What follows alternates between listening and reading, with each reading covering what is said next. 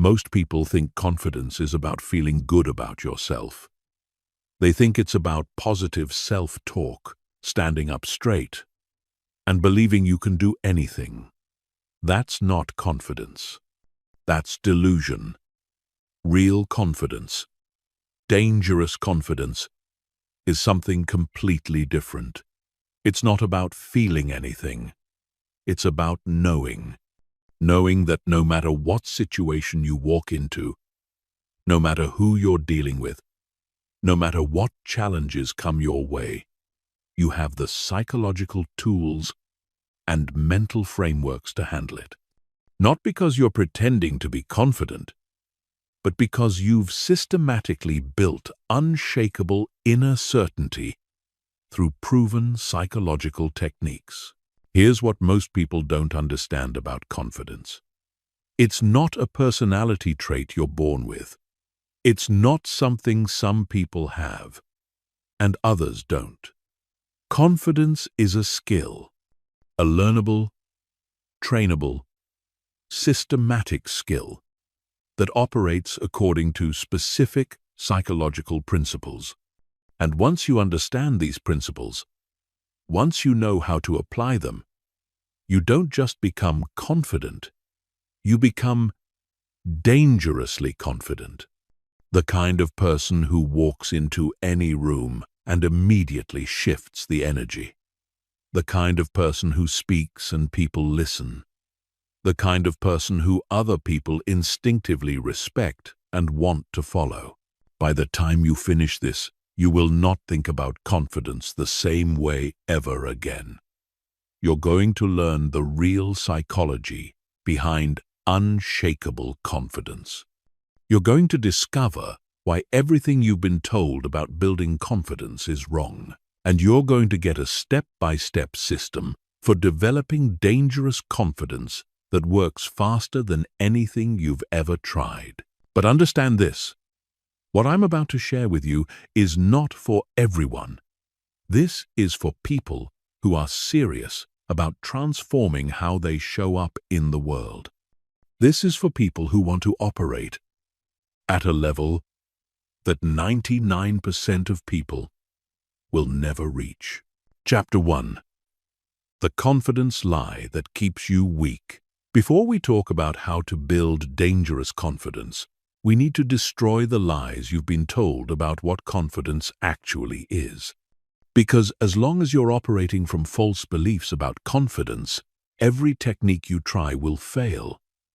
Every method you attempt will leave you feeling more insecure than when you started. The confidence industry has fed you a massive lie. And this lie is the reason you're still struggling. Lie number 1. Confidence comes from positive thinking. This is the biggest load of garbage ever sold to human beings. The idea that you can think your way to confidence by repeating affirmations and telling yourself how great you are is not just wrong, it's psychologically destructive. Here's why. When you try to convince yourself of something you don't actually believe, your subconscious mind recognizes the lie immediately. And instead of building confidence, you create internal conflict. You're essentially gaslighting yourself. And your brain knows it. Real confidence doesn't come from positive thinking. It comes from evidence. It comes from proof. It comes from a track record of handling difficult situations and coming out stronger. Your subconscious mind doesn't care about your affirmations. It cares about your actual experiences. It cares about the data you've collected, about your ability to handle challenges. When you try to bypass this process with positive thinking, you're building a house on sand. The moment you face real pressure, real challenge, real adversity, that fake confidence crumbles instantly. Lie number 2. Confident people don't feel fear or anxiety. This is another destructive myth that keeps people trapped in insecurity. The truth is, truly confident people feel fear all the time. They feel anxiety, doubt, nervousness, and uncertainty just like everyone else. The difference is they don't let these feelings control their actions. They've learned to act in spite of fear, not in the absence of it. They understand that courage isn't the lack of fear, it's action despite fear. When you believe that confident people don't feel scared, you set yourself up for failure. Because the moment you feel nervous or anxious, you think something is wrong with you. You think you're not confident enough. You think you need to work on yourself more before you can take action. This creates a vicious cycle where you're constantly waiting to feel ready, constantly waiting to feel confident, constantly waiting for the fear to go away. But here's the brutal truth. The fear never goes away completely. You either learn to act despite it, or you stay stuck forever. Lie number 3. Confidence is about believing in yourself. This sounds inspirational, but it's completely backwards. Real confidence isn't about believing in yourself. It's about trusting your ability to figure things out as you go. It's about knowing that even if you don't have all the answers right now, even if you don't know exactly how things will work out, you have the mental tools and psychological resilience to adapt and overcome whatever comes your way. The difference is crucial. When you focus on believing in yourself, you're putting pressure on yourself to already be the person you want to become. You're demanding that you already have capabilities you haven't developed yet. This creates massive internal pressure and sets you up for disappointment. But when you focus on trusting your ability to figure things out, you remove that pressure.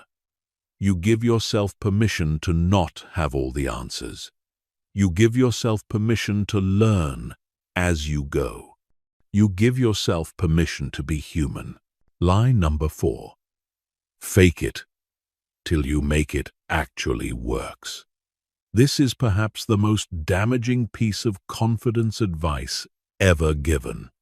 The idea that you can pretend to be confident until you actually become confident is not just ineffective, it's counterproductive. When you're faking confidence, you're in a constant state of psychological stress. You're constantly worried about being found out. You're constantly monitoring yourself to make sure you're maintaining the facade. This level of self-consciousness is the exact opposite of what real confidence feels like. Real confidence is unconscious competence.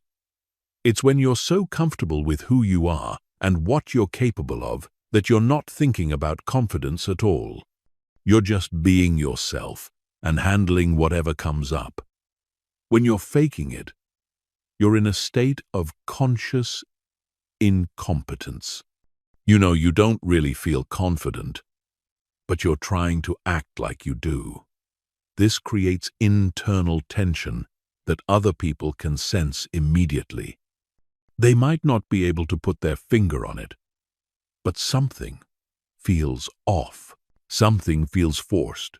The reason these lies are so destructive is that they all focus on managing your internal state instead of building actual competence. They're all about trying to feel confident rather than becoming confident. They're all about managing symptoms rather than addressing root causes. And as long as you're focused on managing your feelings about confidence instead of building real confidence, you'll stay trapped in the same cycles of insecurity and self-doubt. True confidence isn't about how you feel. It's about who you are. It's about the skills you've developed, the challenges you've overcome, the competencies you've built. It's about having a realistic assessment of your abilities and knowing that those abilities are strong enough to handle whatever life throws at you. It's not about feeling invincible. It's about being genuinely capable. Chapter 2. The Neuroscience of dangerous confidence. To build dangerous confidence, you need to understand exactly how confidence works in your brain. Because confidence isn't just a feeling or a mindset. It's a specific neurological process that follows predictable patterns. And once you understand these patterns, you can deliberately trigger them to create unshakable inner certainty that no external circumstance can touch.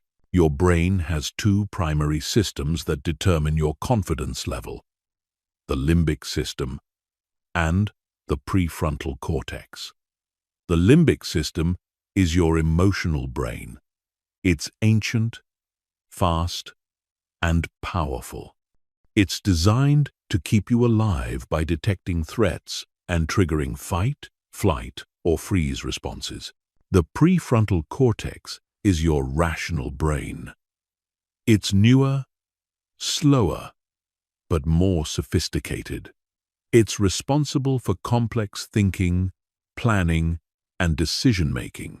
Here's what happens when you lack confidence. Your limbic system perceives social situations, challenging conversations, or unfamiliar environments as threats. It floods your system with stress hormones like cortisol and adrenaline. These hormones shut down your prefrontal cortex and put you into survival mode. In survival mode, you can't think clearly. You can't access your full intelligence. You can't perform at your best. You become reactive instead of responsive. But here's the critical insight. Your limbic system doesn't distinguish between real threats and imagined threats. It doesn't know the difference between a job interview and a saber-toothed tiger. It responds to both with the same fight or flight response. This is why you can feel terrified in situations that are objectively safe. Your ancient brain is treating a conversation with your boss like a life or death situation. Dangerous confidence happens when you've trained your brain to recognize that most social and professional challenges are not actually threats. When your limbic system stays calm, your prefrontal cortex stays online. When your prefrontal cortex stays online, you can access your full intelligence, creativity, and problem-solving abilities. You can think clearly under pressure. You can communicate effectively in difficult situations. You can make good decisions even when stakes are high. The key to building this kind of confidence is understanding neuroplasticity. Your brain is constantly rewiring itself based on your experiences. Every time you face a challenge and survive it, you're literally building new neural pathways that say, "This type of situation is manageable." Every time you avoid a challenge or let fear control your actions, you're reinforcing neural pathways that say, "This type of situation is dangerous." This is why exposure therapy works so well for phobias and anxiety disorders. When you repeatedly expose yourself to something you fear in a controlled way, your brain eventually learns that it's not actually dangerous. The fear response gets weaker and weaker until it disappears entirely. The same principle applies to confidence. Every time you do something that scares you and come out okay, you're building confidence at the neurological level. But here's where most people get it wrong. They think they need to jump straight into the deep end. They think they need to face their biggest fears immediately. This approach usually backfires because it overwhelms your nervous system. If you're socially anxious and you force yourself to give a presentation to 500 people, you're likely to have such a negative experience that it actually reinforces your fear instead of building confidence. The secret is progressive exposure. You start with challenges that are just slightly outside your comfort zone. Challenges that create a little stress but don't overwhelm your system. You master those challenges until they become easy. Then you take on slightly bigger challenges. You keep escalating gradually, always staying just at the edge of your comfort zone, but never going so far that you trigger a full panic response. This process works because of something called stress inoculation. When you expose yourself to manageable amounts of stress repeatedly, your nervous system becomes more resilient. Your baseline stress tolerance increases. Situations that used to overwhelm you become manageable. Challenges that used to paralyze you become energizing. There's another crucial neurological component to dangerous confidence: mirror neurons. These are brain cells that fire both when you perform an action and when you observe someone else performing that action. Mirror neurons are how you learn social behaviors. They're how you pick up on other people's emotions and energy. And they're how confidence becomes contagious. When you're around genuinely confident people, your mirror neurons start firing in response to their confidence. Your brain begins to mimic their neural patterns. This is why confidence is so contagious and why insecurity is equally contagious. You literally catch emotional states from the people around you. This has massive implications for building confidence. If you want to become dangerously confident, you need to immerse yourself in environments where that level of confidence is normal. You need to study confident people. Not just watch them, but really study how they think, how they move, how they speak, how they make decisions. Your mirror neurons will start adopting these patterns automatically. But here's the advanced technique. You can also use mirror neurons to program your own confidence. When you visualize yourself behaving confidently, when you mentally rehearse confident behaviors, your mirror neurons fire as if you're actually doing those things. This is why visualization is so powerful for athletes and performers. They're literally programming their brains for peak performance. The final piece of the neurological puzzle is understanding the role of dopamine in confidence. Dopamine is often called the pleasure chemical, but that's not accurate. Dopamine is actually the anticipation chemical. It gets released when you're expecting something good to happen, and it plays a crucial role in motivation and confidence. When you have a track record of success, your brain learns to expect positive outcomes. This triggers dopamine release, which makes you feel motivated and confident about taking on new challenges. But when you have a track record of failure or avoidance, your brain expects negative outcomes. This suppresses dopamine and makes you feel unmotivated and insecure. This is why building a track record of small wins is so important for confidence. Every time you succeed at something, even something small, you're training your brain to expect success. You're building positive momentum that compounds over time. You're literally rewiring your brain to default to confidence instead of insecurity. Chapter 3. The Confidence Operating System. Now that you understand the neuroscience, let's talk about the practical system for building dangerous confidence. This isn't about motivation or mindset. This is about installing a completely new operating system in your brain that automatically generates confidence in any situation. This system has 4 core components: competence stacking, social calibration, emotional regulation, and reality distortion. Competence stacking is the foundation of everything else. Most people try to build confidence by working on their self-esteem or their mindset. This is backwards. Real confidence comes from real competence. It comes from actually being good at things that matter. It comes from having genuine skills and capabilities that you can rely on when things get difficult. Here's how competence stacking works. You identify the key areas where confidence matters most in your life. Maybe it's professional situations, social interactions, romantic relationships, or leadership scenarios. For each area, you break down the specific skills and competencies that confident people in those areas possess. Then, you systematically develop those competencies through deliberate practice. For example, if you want to be confident in professional situations, some key competencies might include clear communication, strategic thinking, conflict resolution, presentation skills, networking ability, and industry expertise. You don't try to develop all of these at once. You pick one, focus on it intensely until you reach genuine competence, then move to the next one. The key is specificity.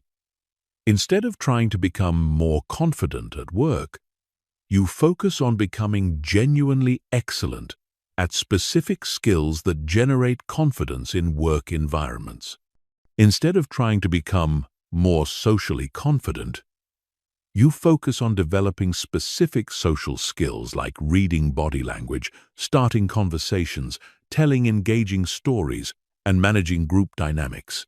This approach works because your subconscious mind can't argue with genuine competence. When you know you're actually good at something, when you have proof of your abilities, confidence happens automatically. You don't have to convince yourself of anything.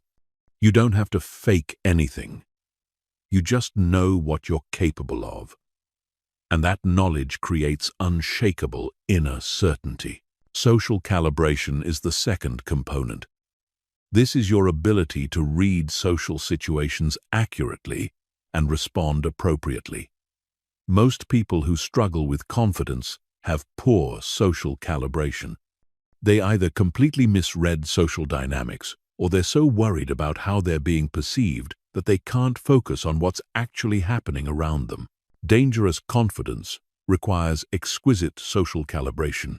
You need to be able to walk into any room and quickly assess the social dynamics, the power structures, the unspoken rules, and the emotional undercurrents. You need to understand not just what people are saying, but what they're really communicating. You need to pick up on subtle social cues that most people miss completely. This skill develops through focused attention and practice. You start paying careful attention to social dynamics in every interaction. You watch how people position themselves physically. You notice who speaks first, who gets interrupted, who others look at for approval. You observe patterns in how conversations flow, how decisions get made, and how influence gets exercised. You also study high-status, confident people specifically. You watch how they enter rooms, how they position their bodies, how they use their voice, how they handle disagreement, how they command attention. You're not trying to copy them exactly, but you're learning the underlying principles of confident behavior. The goal is to develop such sharp social awareness that you always know where you stand in any interaction. You can sense when someone is trying to test you, challenge you, or manipulate you. You can feel when the energy in a room shifts. You can tell when someone is genuinely interested versus just being polite. This level of social intelligence eliminates most of the uncertainty that creates insecurity in the first place. Emotional regulation is the third component. This is your ability to manage your internal emotional state, regardless of external circumstances. Most people's confidence is completely dependent on how they feel in the moment. If they feel good, they're confident. If they feel anxious or uncertain, their confidence disappears. Dangerous confidence means your internal state is largely independent of external circumstances. You feel centered and capable whether you're being praised or criticized, whether things are going well or falling apart, whether you're in familiar territory or completely out of your depth. This doesn't mean you don't feel emotions. It means you don't let emotions control your behavior. You feel fear, but act courageously anyway. You feel uncertainty, but make decisions confidently anyway. You feel pressure, but perform calmly anyway. Emotional regulation happens through three primary mechanisms: breath control, cognitive reframing, and exposure conditioning. Breath control is the fastest way to influence your nervous system. When you control your breathing, you directly influence your heart rate, stress hormone levels, and mental clarity. Deep, slow breathing activates your parasympathetic nervous system, which is responsible for the calm, confident state you want to access. Cognitive reframing is changing how you interpret situations and events. Instead of seeing challenges as threats, you learn to see them as opportunities. Instead of seeing criticism as attacks, you learn to see them as feedback. Instead of seeing failure as proof of your inadequacy, you learn to see it as valuable data for improvement. Exposure conditioning is systematically exposing yourself to situations that trigger emotional reactivity so you can build tolerance and control. This is similar to the progressive exposure we talked about earlier, but specifically focused on emotional regulation rather than competence building. Reality distortion is the fourth and most advanced component. This is your ability to shape other people's perception of you and the situation through your presence, energy, and communication. When you master reality distortion, you don't just respond to social dynamics, you create them. You don't just adapt to the energy in the room, you set it. This might sound manipulative, but it's not about deception or control. It's about taking responsibility for the energy you bring to every interaction. It's about being so clear about who you are and what you stand for that other people naturally align with your frame of reference. Reality distortion happens through what psychologists call presence. Presence is a combination of confidence, authenticity, and focused attention that creates a magnetic effect on other people.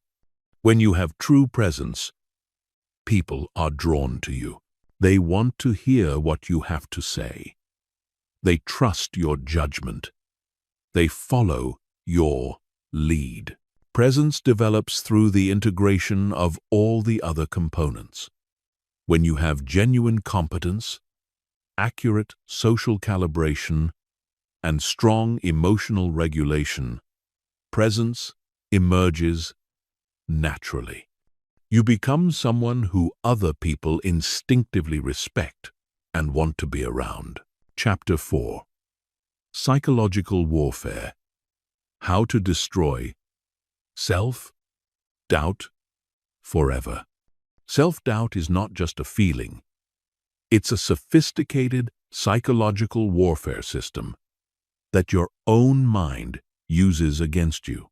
And until you understand exactly how this system works, until you can recognize its tactics and defend against them, you will never achieve dangerous confidence. Self-doubt operates like a virus in your mental operating system, constantly running background programs that sabotage your success and undermine your capabilities. The first thing you need to understand about self-doubt is that it's not rational. It doesn't operate according to logic or evidence. Self-doubt is an emotional defense mechanism that your brain developed to protect you from rejection, failure, and social exile. In ancient times, being rejected by your tribe meant death. So your brain evolved sophisticated early warning systems to detect any possibility of social rejection and trigger powerful avoidance behaviors. The problem is that this ancient survival mechanism is completely inappropriate for modern life. Your brain still treats a difficult conversation with your boss like a threat to your survival. It still responds to the possibility of failure like it's a matter of life and death. This is why self-doubt feels so intense and overwhelming. It's not just an inconvenient emotion. It's your survival instincts misfiring in situations that aren't actually dangerous.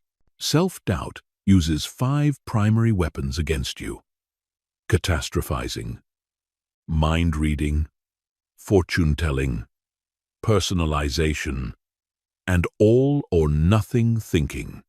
Understanding these weapons is the first step in defending against them. Catastrophizing is when your mind automatically jumps to the worst possible outcome in any situation. You have to give a presentation, and your brain immediately starts imagining everything that could go wrong. You'll forget what to say. The technology will malfunction. People will think you're incompetent. You'll lose your job. Your career will be ruined. Your life will fall apart. This kind of thinking is not preparation or planning. It's psychological self-sabotage. When you catastrophize, you're programming your brain to expect disaster. You're creating anxiety and stress that makes disaster more likely to actually happen. You're spending mental energy on problems that don't exist instead of focusing on performing well. Mind reading is when you assume you know what other people are thinking about you, and you always assume they're thinking something negative. You walk into a meeting and someone doesn't make eye contact, so you assume they're angry at you.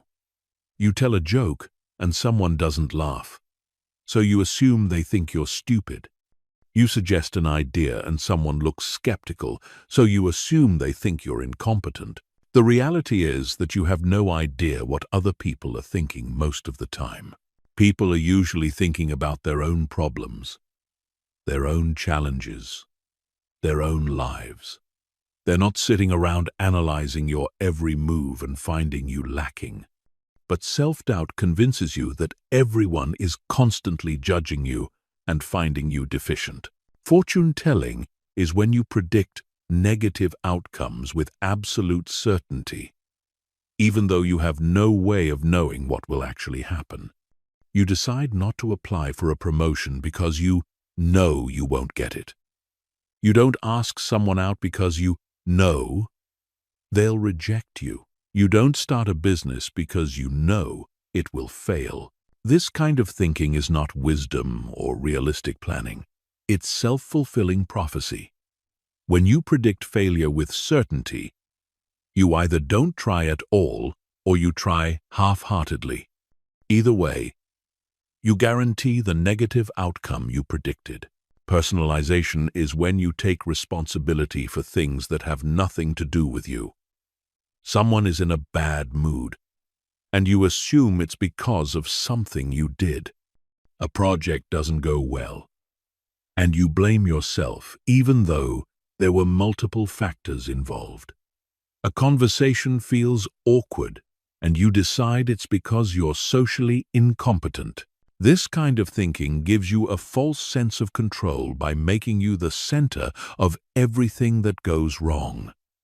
But it also creates enormous psychological pressure and unnecessary guilt.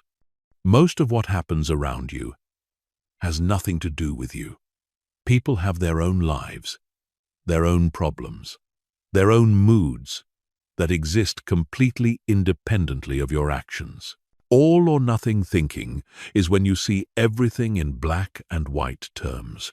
You're either a complete success or a total failure.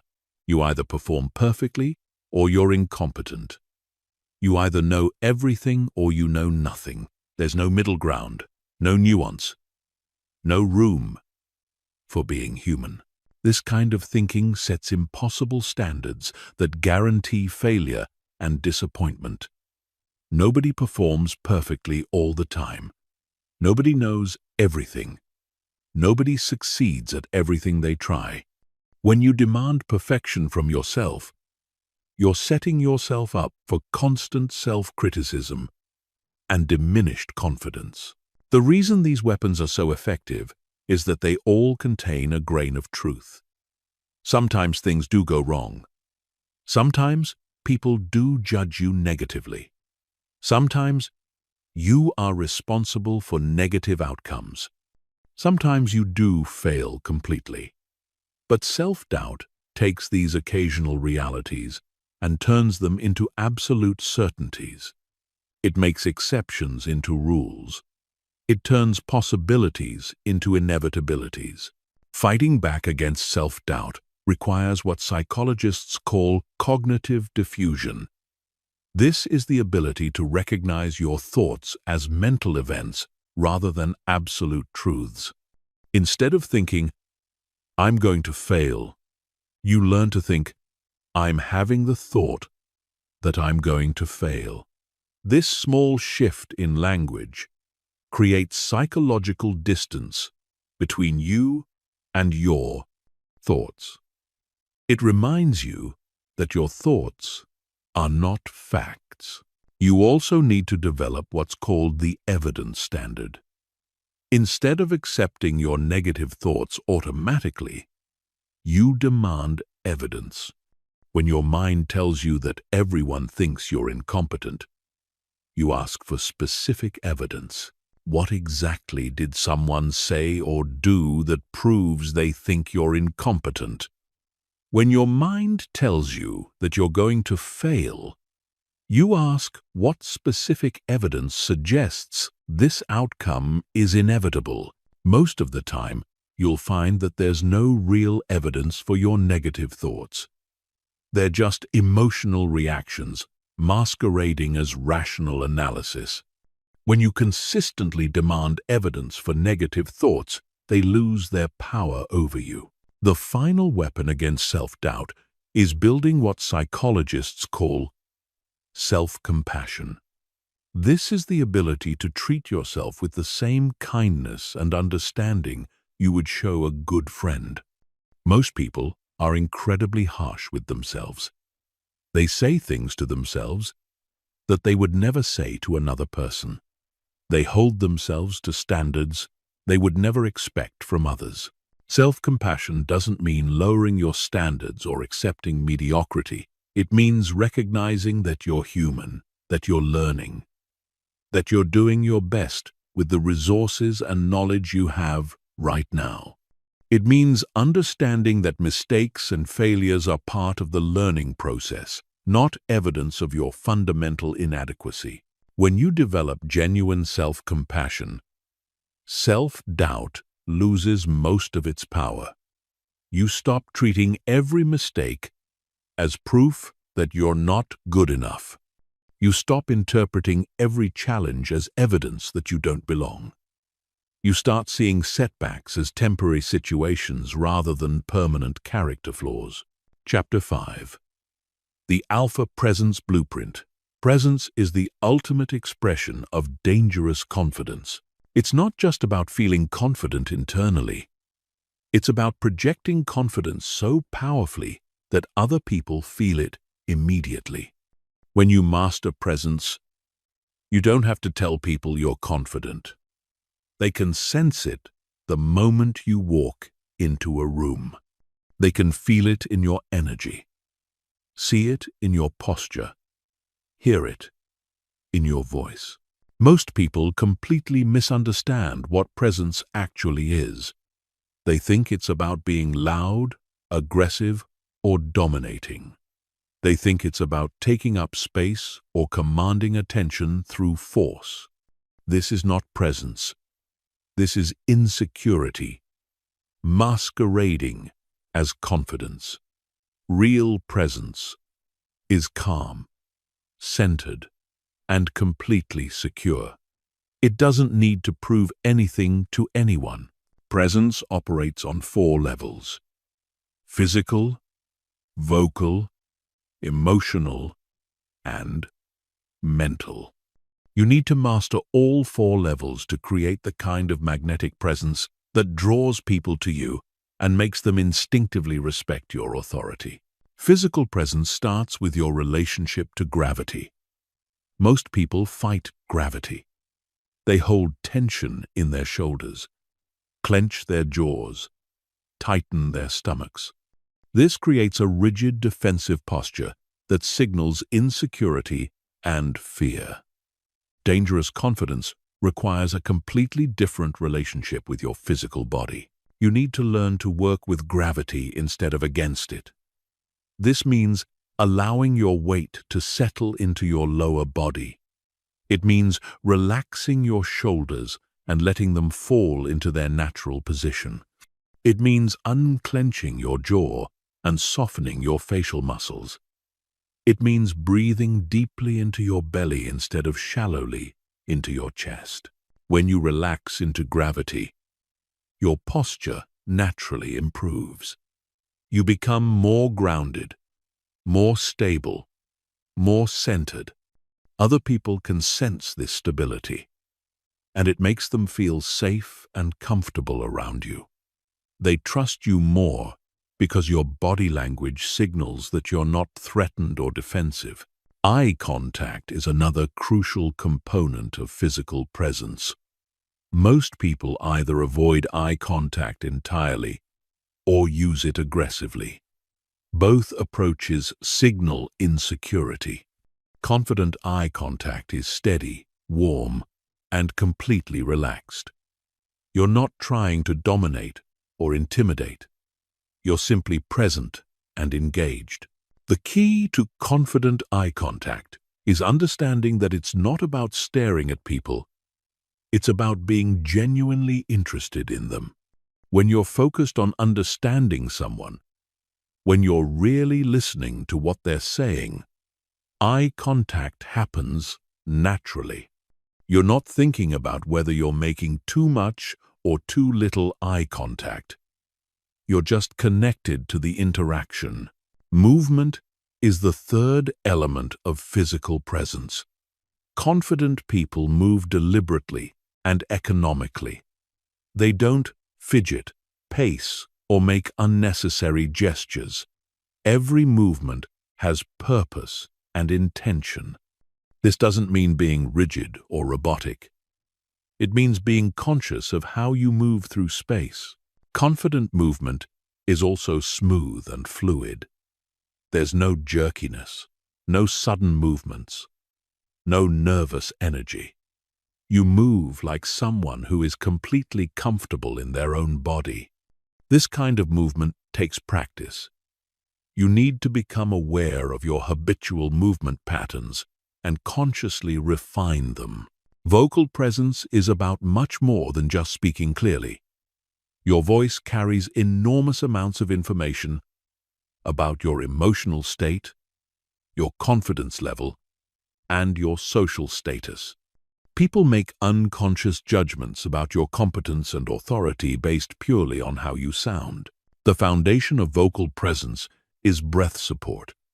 Most people speak from their throat, which creates a thin, weak sound that signals anxiety and insecurity. Confident speaking comes from deep breath support.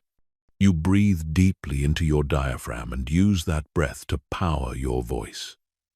This creates a rich, resonant sound that naturally commands attention. Pace is another crucial element. Nervous people speak too quickly. They rush through their words because they're afraid of taking up too much time or space. Confident people speak at a measured pace. They're not afraid of silence. They understand that pauses add emphasis and give people time to process what they're saying. Volume and tonality also matter enormously. You need to speak loudly enough to be heard clearly without straining or shouting. Your tone should be warm and engaging, not monotone or aggressive. You want to sound like someone who is genuinely interested in communicating, not someone who is trying to prove a point or defend a position. Emotional presence is about your ability to stay centered and calm regardless of what's happening around you. When you have strong emotional presence, other people's anxiety, anger, or negativity doesn't affect your internal state. You remain stable and grounded, even in chaotic or high-pressure situations. This stability is incredibly attractive to other people. In a world where most people are reactive and emotionally volatile, someone who remains calm and centered stands out immediately. They become a source of stability that others naturally gravitate toward. Emotional presence develops through meditation, mindfulness practice, and conscious emotional regulation. You learn to observe your emotions without being controlled by them. You develop the ability to feel angry without acting angry, to feel nervous without appearing nervous, to feel uncertain without projecting uncertainty. Mental presence is about the quality of your attention and focus. When you have strong mental presence, you're completely engaged with whatever is happening right now. You're not thinking about what you're going to say next. You're not worrying about how you're being perceived. You're not mentally rehearsing or planning. You're just present. This kind of presence is rare in our distracted, multitasking world. Most people are only half present in their interactions. They're physically there, but mentally somewhere else. When you learn to be fully present, you create a powerful connection with other people. They feel heard, understood, and valued. Mental presence also means having clear, coherent thoughts. You think before you speak. You express your ideas in logical, organized ways. You don't ramble or contradict yourself. You say what you mean and mean what you say. The integration of all four levels creates what can only be described as charismatic presence. People are drawn to you without understanding exactly why. They trust your judgment even when they don't know you well. They naturally defer to your opinion and follow your lead. This kind of presence cannot be faked or manufactured. It emerges naturally from genuine confidence, competence, and self-awareness. It's not a technique or a tactic. It's the natural expression of someone who has done the deep work of developing dangerous confidence from the inside out. Chapter 6. Social Dominance. How to control any room. Social dominance is not about being aggressive, loud, or intimidating.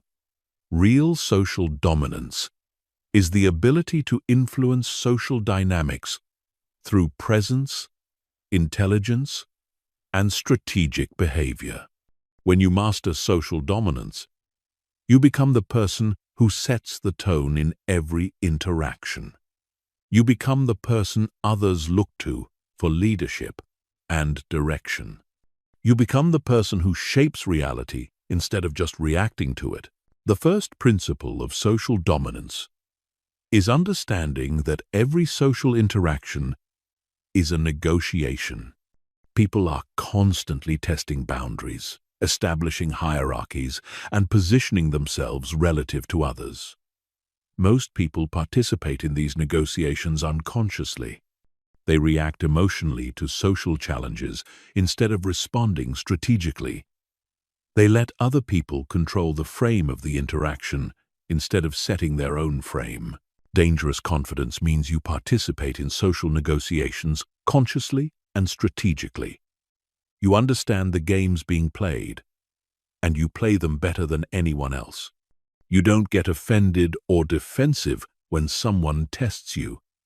You recognize the test for what it is and respond in a way that establishes your status while maintaining respect for the other person. Frame control is the master skill of social dominance. Your frame is your interpretation of reality, your perspective on what's happening and what it means. In every interaction, there's competition between different frames. Whoever has the strongest frame controls the interaction.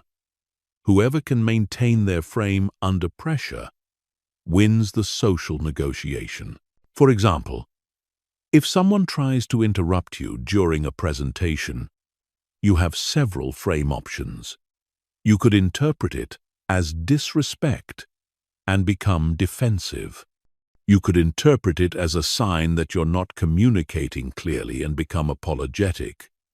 Or you could interpret it as enthusiasm and engagement and respond accordingly. The frame you choose determines how the interaction unfolds.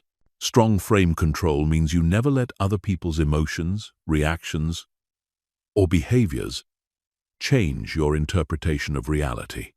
If someone is rude to you, you don't automatically assume you did something wrong. You maintain your frame that you deserve respect and respond accordingly. If someone disagrees with you, you don't immediately doubt yourself. You stay confident in your perspective while remaining open to new information. The second principle is strategic positioning. In every social environment, there are positions of power and positions of weakness. Where you position yourself physically, socially, and psychologically determines how much influence you have. Most people position themselves randomly without any awareness of the strategic implications. Physically, you want to position yourself in places that naturally command attention and respect. In meetings, this might mean sitting where you can see everyone and everyone can see you. In social gatherings, this might mean positioning yourself near the center of activity or in places where people naturally congregate. Socially, you want to position yourself as someone who adds value to every interaction. You become the person who has interesting insights, useful connections, and valuable resources. You don't try to be the center of attention, but you consistently contribute in ways that make interactions better. Psychologically, you position yourself as someone who is confident, capable, and unshakable. You don't need approval from others, but you're genuinely interested in them. You don't need to be right about everything, but you're confident in your ability to figure things out. You don't need to control everything, but you're comfortable taking leadership when it's needed. The third principle is strategic communication. How you communicate sends constant signals about your status, confidence, and competence. Most people communicate reactively. They say whatever comes to mind without considering the strategic implications. They let emotions drive their communication instead of using communication strategically.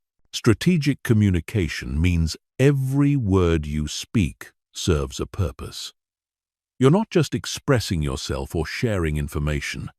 You're influencing perception, building relationships, and positioning yourself advantageously. This doesn't mean being manipulative or deceptive. It means being conscious about the impact of your communication. Tonality is crucial. The same words can convey completely different messages depending on how they're delivered. A confident tone conveys authority and competence. An uncertain tone conveys insecurity and weakness. A defensive tone conveys fear and vulnerability. You need to develop conscious control over your tonality so you can convey exactly the message you intend. Timing is equally important. Knowing when to speak and when to remain silent is a master-level skill. Sometimes the most powerful response to a challenge is no response at all. Sometimes the best way to maintain frame control is to let other people reveal their insecurity through their reactions. The fourth principle is emotional independence. Social dominance requires complete emotional independence from other people's reactions, opinions, and behaviors. Your internal state cannot be dependent on external validation or approval. You must be genuinely unaffected by criticism, rejection, or negative reactions. This doesn't mean being cold or disconnected. It means being so secure in yourself that other people's emotions and reactions don't destabilize you. You can care about people without being controlled by their moods. You can be empathetic without absorbing their anxiety or anger. Emotional independence develops through consistent practice of not taking things personally. When someone is rude to you, you recognize that their behavior reflects their internal state, not your worth as a person. When someone rejects your ideas, you understand that rejection is information, not a personal attack. The ultimate expression of social dominance is the ability to elevate everyone around you while maintaining your position of influence. You don't dominate through suppression or intimidation. You dominate through inspiration and leadership. You make other people feel better about themselves while naturally becoming the person they look to for guidance and direction. Chapter 7. Bulletproof Psychology. How to handle any attack. In life, you will face criticism, rejection, attacks, and attempts to undermine your confidence. How you handle these challenges determines whether you develop bulletproof psychology or remain vulnerable to other people's negativity. Most people have no defense against psychological attacks. They take everything personally, let criticism destroy their confidence, and allow other people's opinions to control their self-worth. Dangerous confidence requires developing psychological armor that protects you from external attacks while keeping you open to legitimate feedback and growth opportunities. This armor is not about becoming cold, defensive, or closed off. It's about developing such strong inner certainty that external negativity cannot penetrate your core sense of self. The first component of bulletproof psychology is understanding the psychology of attackers. People who attack others are almost always operating from their own insecurity, fear, or pain. Confident, secure people don't need to tear others down. They don't need to criticize, demean, or undermine. They're too busy building their own success to waste energy attacking others. When someone attacks you, they're revealing something about themselves, not about you. They might be threatened by your confidence or success. They might be projecting their own insecurities onto you. They might be having a bad day and taking it out on the nearest target. Understanding this doesn't mean excusing bad behavior, but it does mean not taking it as evidence of your inadequacy. Criticism comes in two forms: constructive feedback and destructive attacks. Constructive feedback is specific, actionable, and delivered with good intentions. It's designed to help you improve. Destructive attacks are vague, personal, and delivered with malicious intent. They're designed to hurt you or tear you down. Learning to distinguish between these two types of criticism is crucial for bulletproof psychology. When you receive constructive feedback, you listen carefully, extract whatever value you can, and use it to improve. When you face destructive attacks, you recognize them for what they are and refuse to let them affect your self-worth. The second component is developing what psychologists call cognitive immunity. This is your ability to evaluate information objectively instead of accepting it automatically. Most people have no cognitive immunity. They believe whatever they hear about themselves, especially if it's negative. They internalize criticism without questioning its validity or source. Cognitive immunity means subjecting all external input to rigorous evaluation. When someone criticizes you, you ask yourself, is this person qualified to judge this aspect of my life? Do they have my best interests at heart? Is their criticism specific and actionable, or vague and destructive? Is there evidence to support their claims, or are they making unfounded assertions? This evaluation process protects you from internalizing false or unfair criticism while remaining open to legitimate feedback. You develop the ability to take what's useful and discard what's harmful. You become like a sophisticated filter system that only allows valuable information to reach your core sense of self. The third component is emotional detachment from outcomes. Bulletproof psychology requires accepting that you cannot control other people's reactions, opinions, or behaviors. You can only control your own actions and responses. When you become emotionally attached to specific outcomes, you make yourself vulnerable to disappointment and manipulation. This doesn't mean not caring about results or becoming apathetic. It means caring deeply about your effort and performance while remaining detached from specific outcomes. You give everything your best effort, then accept whatever results without letting them define your self-worth. Emotional detachment also means not needing approval from specific people or groups. You can appreciate approval when you receive it, but your confidence doesn't depend on getting it. You can be disappointed by rejection without being destroyed by it. You maintain your sense of self regardless of external validation or criticism. The fourth component is reframing adversity as strength training. Every attack, criticism, or challenge is an opportunity to strengthen your psychological resilience. Just like physical muscles grow stronger when subjected to resistance, your psychological muscles grow stronger when subjected to adversity. When someone tries to tear you down, you use it as practice for maintaining your composure under pressure. When someone rejects your ideas, you use it as practice for handling disappointment gracefully. When someone questions your competence, you use it as motivation to develop even greater competence. This reframing transforms challenges from threats into opportunities. Instead of avoiding difficult situations or people, you seek them out as training opportunities. You welcome resistance because you know it's making you stronger and more resilient. The fifth component is developing multiple sources of self-worth.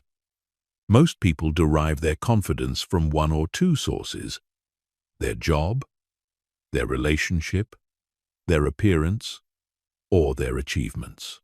This makes them extremely vulnerable because any threat to these sources threatens their entire sense of self. Bulletproof psychology requires diversifying your sources of self-worth. You derive confidence from your character, your values, your relationships, your skills, your contributions, your growth, and your potential. If one area faces challenges, you have multiple other sources to maintain your confidence. This diversification also includes developing internal sources of validation, rather than relying entirely on external approval. You learn to acknowledge your own progress, celebrate your own victories, and appreciate your own efforts. You become your own source of positive reinforcement instead of depending on others to make you feel good about yourself.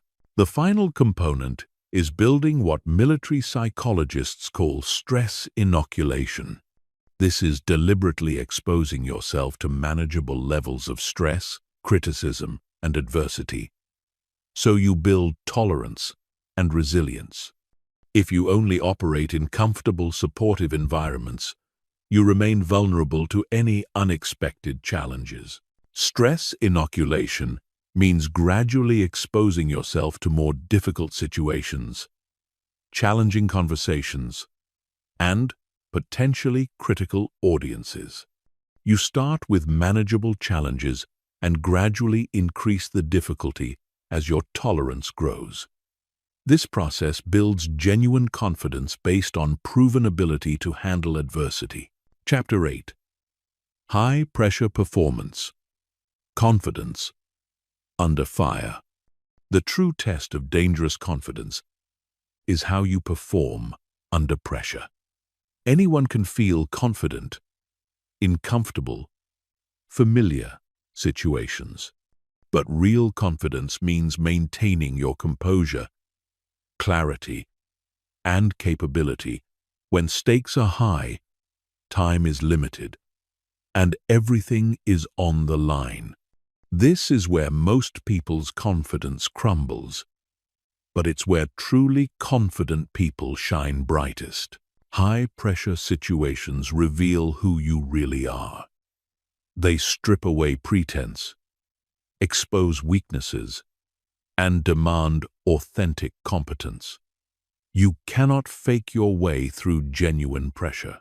You cannot rely on superficial confidence techniques when everything matters. You need deep, unshakable inner certainty that has been tested and proven through experience. The psychology of pressure is fascinating and predictable. When stakes increase, your nervous system activates the same ancient survival mechanisms that kept your ancestors alive. Your body floods with stress hormones. Your heart rate increases. Your breathing becomes shallow. Your attention narrows. Your prefrontal cortex, responsible for complex thinking and decision-making, begins to shut down. For most people, this physiological response is devastating. They become reactive instead of strategic. They make poor decisions because they cannot think clearly. They communicate poorly because they cannot access their full intelligence. They perform below their capabilities because their nervous system is fighting against them. But pressure can also be performance-enhancing if you know how to work with it instead of against it. The same physiological arousal that destroys some people's performance can sharpen focus, increase energy, and enhance performance for others.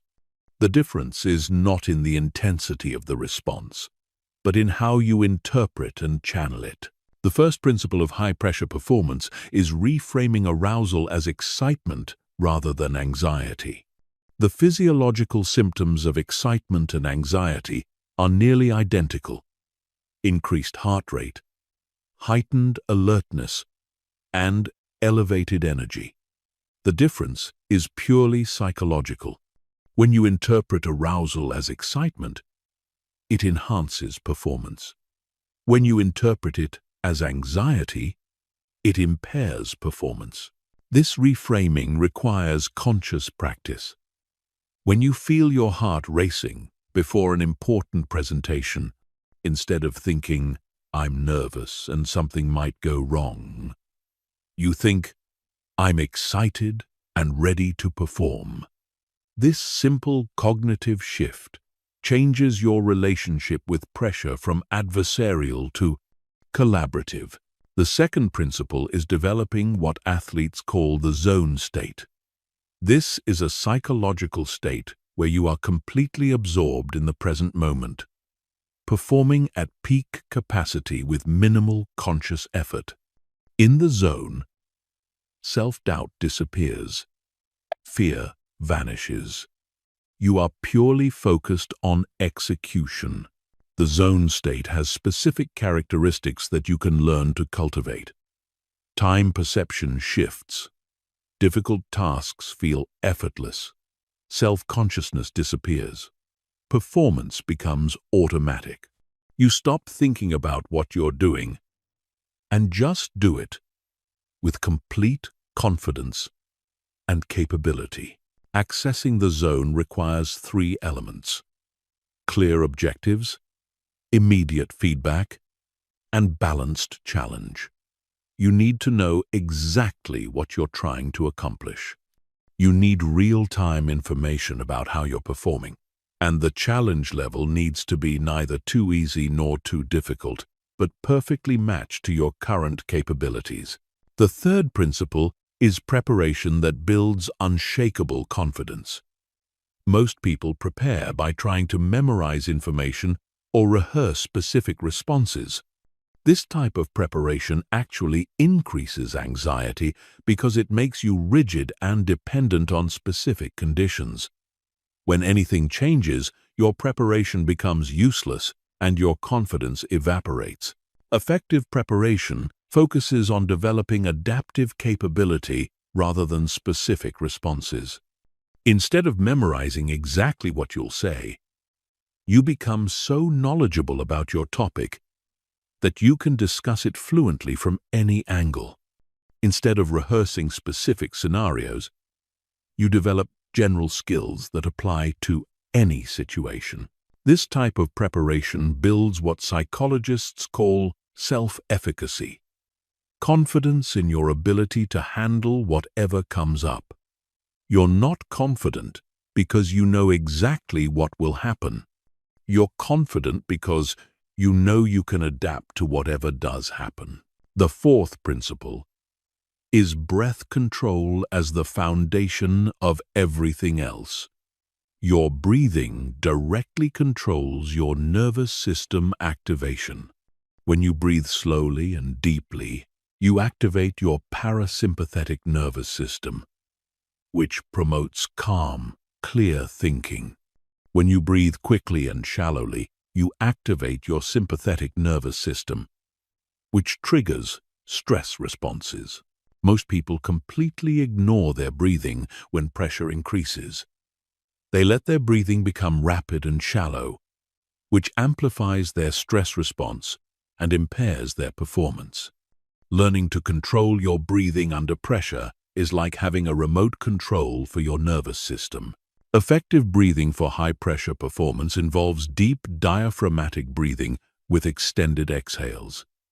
You breathe in for 4 counts, hold for 4 counts, and exhale for 6 counts. This pattern quickly shifts your nervous system into a calm, focused state that enhances rather than impairs performance. The fifth principle is maintaining strategic thinking despite emotional pressure. Pressure creates tunnel vision. You become so focused on immediate threats that you lose sight of broader objectives and strategic considerations. You react to whatever is happening right now instead of thinking about what should happen next. Strategic thinking under pressure requires deliberately expanding your perspective. You force yourself to step back mentally and consider the bigger picture. What are you really trying to accomplish? What are your options?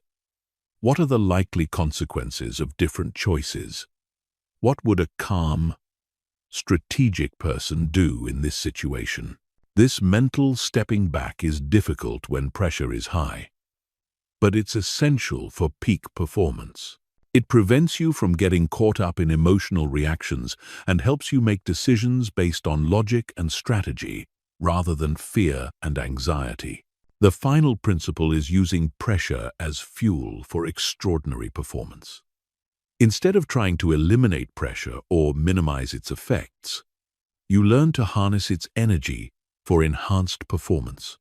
Pressure becomes a signal that something important is happening and you need to bring your best effort. Great performers in every field understand this principle. They don't try to avoid pressure, they seek it out. They don't try to feel calm, they try to feel energized. They don't fear high-stakes situations, they thrive in them because they know pressure brings out their best. Chapter 9. Unshakable Self-Worth. Building confidence from the core. True confidence cannot be built on external foundations. It cannot be based on achievements, possessions, other people's opinions, or temporary circumstances. All of these things can change or disappear, and when they do, so does any confidence built upon them. Dangerous confidence requires unshakable self-worth that comes from your core identity rather than external circumstances. Most people build their confidence like a house of cards. They stack achievement on top of achievement, approval on top of approval, success on top of success. hoping to eventually feel good enough. But this approach is fundamentally flawed because it makes your confidence dependent on maintaining perfect performance and constant external validation. The moment anything goes wrong, the entire structure collapses. Unshakable self-worth is built on a completely different foundation. It's based on your inherent value as a human being, rather than your performance or achievements. It's rooted in your character, values, and potential rather than your current circumstances. It's grounded in who you are, rather than what you do. This doesn't mean achievements and performance don't matter. They absolutely do. But they should enhance your confidence, not define it. Your self-worth should remain stable whether you're succeeding or struggling, whether you're being praised or criticized, whether you're winning or losing. The first pillar of unshakable self-worth is separating your identity from your results. You are not your achievements. You are not your failures. You are not your job title, your bank account, your relationship status, or your social media following. These are all external circumstances that can change. Your core identity is something deeper and more permanent. This separation requires developing what psychologists call outcome independence. You can care deeply about your results, while not deriving your self-worth from them. You can be disappointed by failure without questioning your fundamental value. You can be proud of success without becoming dependent on it for confidence. Outcome independence develops through conscious practice of evaluating yourself based on effort and process rather than just results. Did you prepare thoroughly? Did you give your best effort? Did you act according to your values? Did you learn something valuable? These process-focused questions help you maintain confidence even when results are disappointing. The second pillar is developing unconditional self-acceptance. This means accepting yourself completely, including your flaws, limitations, and mistakes. Most people practice conditional self-acceptance. They only like themselves when they're performing well, looking good, or meeting their own standards. This creates constant internal pressure and chronic insecurity. Unconditional self-acceptance doesn't mean being satisfied with mediocrity or avoiding growth. It means accepting where you are right now, while working toward where you want to be. It means treating yourself with compassion and understanding rather than constant criticism and judgment. This acceptance extends to your past mistakes and failures. Instead of carrying guilt and shame about previous errors, you view them as learning experiences that contributed to your current wisdom and capabilities. You cannot change the past, but you can change how you interpret and use it. The third pillar is clarifying and living according to your core values. Values are the principles and beliefs that guide your decisions and behavior. When you live according to your values, you feel aligned and authentic. When you violate your values, you feel conflicted and insecure, regardless of external circumstances. Most people have never clearly identified their core values. They drift through life, making decisions based on immediate circumstances, other people's expectations, or social pressure. This creates internal inconsistency and chronic uncertainty about who they are and what they stand for. Identifying your values requires deep reflection about what truly matters to you. Not what you think should matter, not what others expect to matter, but what actually matters to you personally. Common core values include integrity, growth, connection, contribution, freedom, security, adventure, and creativity. Once you identify your values, you need to align your behavior with them consistently. This means making decisions based on your values, rather than fear, convenience, or social pressure. It means standing up for what you believe in, even when it's difficult or unpopular. The fourth pillar is developing what psychologists call intrinsic motivation. This is motivation that comes from internal satisfaction rather than external rewards. When you're intrinsically motivated, you pursue goals because they align with your interests, values, and sense of purpose, not because of money, status, or approval. Intrinsic motivation creates sustainable confidence because it's not dependent on external validation. You feel good about your efforts regardless of whether others recognize or reward them. You find satisfaction in the process of growth and contribution rather than just the outcomes. Developing intrinsic motivation requires identifying what genuinely interests and energizes you. What activities make you lose track of time? What challenges excite rather than stress you? What contributions make you feel meaningful and valuable? These are clues to your intrinsic motivations. The fifth pillar is building what resilience researchers call anti-fragility. This is the ability to not just survive adversity, but to grow stronger because of it. Most people are fragile in the face of challenges. Adversity breaks them down and diminishes their confidence. Some people are resilient. They bounce back from adversity to their previous level of confidence. But anti-fragile people actually benefit from adversity. Challenges make them stronger, more capable, and more confident. They don't just recover from setbacks. They use setbacks as opportunities for growth and development. Anti-fragility develops through deliberately seeking challenges that stretch your capabilities and force you to grow.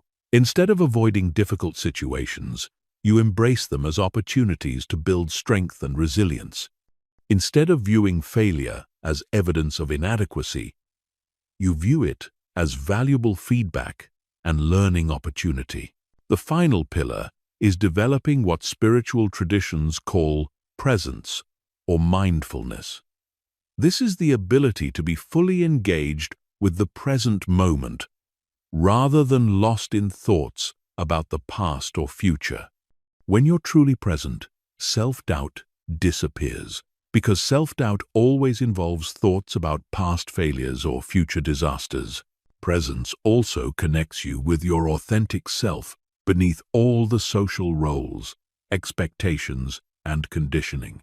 In moments of true presence, you access a deep sense of being that is inherently confident and capable.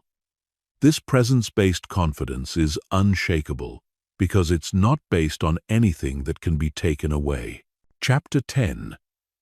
Mental Bulletproofing. Building Unbreakable Psychology. The final stage of developing dangerous confidence is mental bulletproofing.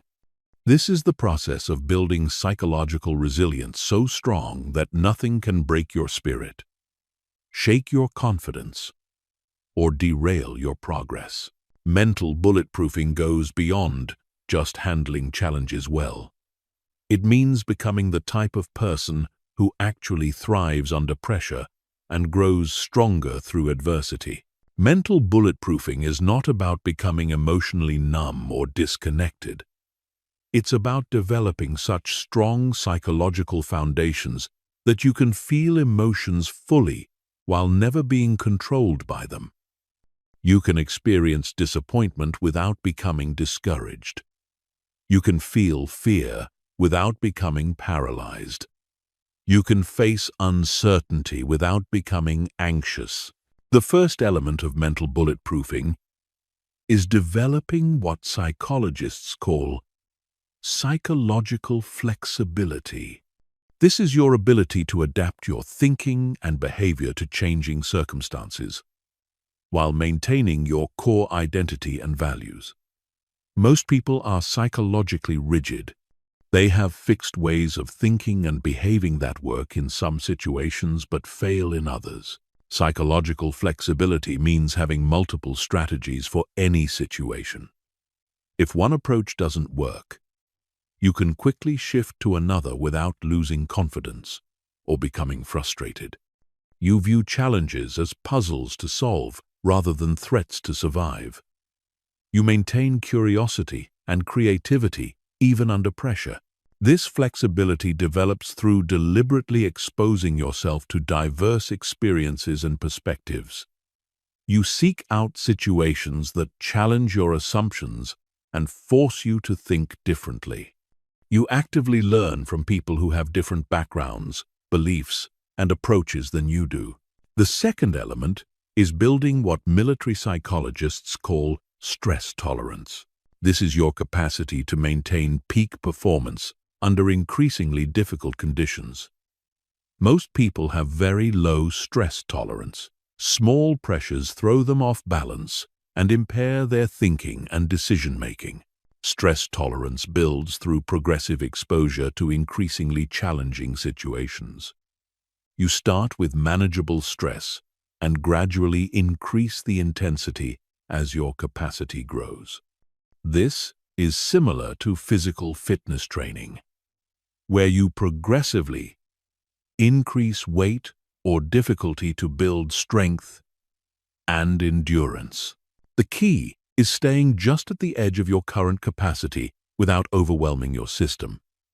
If you take on too much stress too quickly, you can actually decrease your tolerance and create trauma. But if you consistently challenge yourself at the right level, your stress tolerance expands dramatically. The third element is developing what philosophers call existential confidence. This is confidence in your ability to create meaning and purpose, regardless of external circumstances. Most people derive their sense of meaning from external sources: their job, their relationships, their achievements, their social status. Existential confidence means you can find meaning and purpose even when external circumstances are difficult or uncertain. You understand that meaning is something you create rather than something you find. You take responsibility for your own sense of purpose rather than depending on others to provide it. This type of confidence is particularly important during major life transitions, setbacks, or periods of uncertainty. When external sources of meaning disappear or change, you maintain your sense of direction and purpose because it comes from within rather than from circumstances. The fourth element is building what positive psychologists call learned optimism. This is the ability to maintain hope and positive expectations even in the face of setbacks and challenges. Learned optimism is not naive positivity or denial of reality. It's a realistic but hopeful perspective that focuses on possibilities and solutions rather than problems and limitations. Learned optimism involves developing specific thinking patterns that support resilience and confidence. When bad things happen, you view them as temporary rather than permanent, specific rather than global, and external rather than personal. When good things happen, you view them as permanent, global, and personal. These thinking patterns aren't just feel-good techniques. They're based on decades of research showing that optimistic thinking patterns lead to better performance, better health, better relationships, and greater resilience in the face of adversity. The fifth element is developing what spiritual traditions call equanimity. This is the ability to remain calm and centered, regardless of whether circumstances are pleasant or unpleasant, successful or challenging, praised or criticized. Equanimity doesn't mean being indifferent or disconnected. It means being fully engaged while remaining emotionally balanced. Equanimity develops through meditation, mindfulness practice, and conscious observation of your emotional reactions. You learn to witness your emotions without being overwhelmed by them. You develop the ability to step back mentally and observe your experience from a broader perspective. This emotional balance is crucial for dangerous confidence because it prevents you from being thrown off course by temporary circumstances. You can appreciate success without becoming attached to it. You can learn from failure without being devastated by it. You maintain your center regardless of what's happening around you. The final element is what can only be described as philosophical confidence. This is confidence in your fundamental approach to life, your core values and beliefs, and your overall life direction. Philosophical confidence means you have clear answers to life's big questions. What matters most to you? How do you define success? What kind of person do you want to be? When you have philosophical confidence, you don't get thrown off course by other people's opinions, social trends, or temporary setbacks. You have a clear internal compass that guides your decisions and behavior. You know who you are and what you stand for. And this knowledge provides unshakable confidence in any situation. Building philosophical confidence requires deep reflection about your beliefs, values, and life direction. It means taking responsibility for creating your own philosophy of life, rather than just accepting what others have told you. It means being willing to question everything and arrive at your own conclusions about what matters most. The integration of all these elements creates what can only be described as unbreakable psychology. You become someone who cannot be intimidated, manipulated, or discouraged. You become someone who thrives under pressure and grows stronger through challenge. You become someone with truly dangerous confidence. Chapter 11. Advanced Social Engineering: Reading and Controlling Human Behavior. The highest level of dangerous confidence involves understanding human psychology so deeply that you can predict and influence behavior with surgical precision. This isn't about manipulation or deception. This is about developing such sophisticated social intelligence that you can navigate any interpersonal situation with complete confidence and effectiveness. You become someone who understands the hidden rules of human interaction that most people never even notice. Human behavior follows predictable patterns. People are driven by fundamental psychological needs that remain consistent across cultures, personalities, and circumstances. Once you understand these patterns, you can read people like open books. You can predict how they'll react in different situations. You can influence their responses by strategically triggering the right psychological mechanisms. The first fundamental need is the need for significance. Every human being wants to feel important, valued, and respected. This need drives enormous amounts of human behavior. People will go to extraordinary lengths to feel significant, even if it means acting against their own best interests. Understanding this need gives you tremendous insight into human motivation.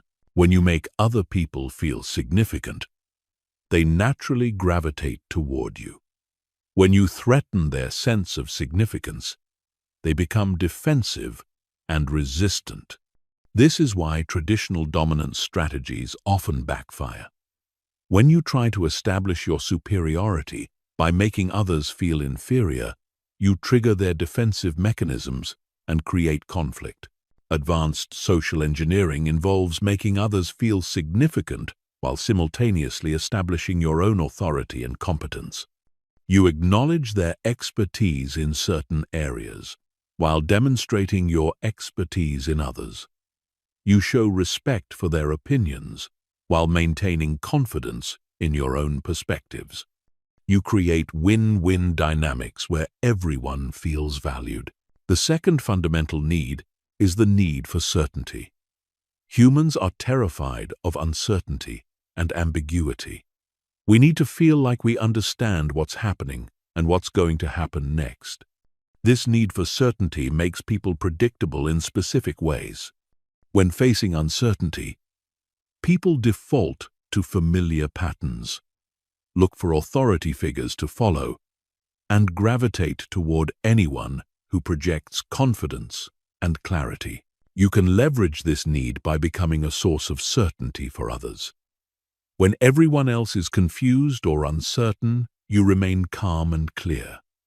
When others are overwhelmed by complexity, you simplify and clarify.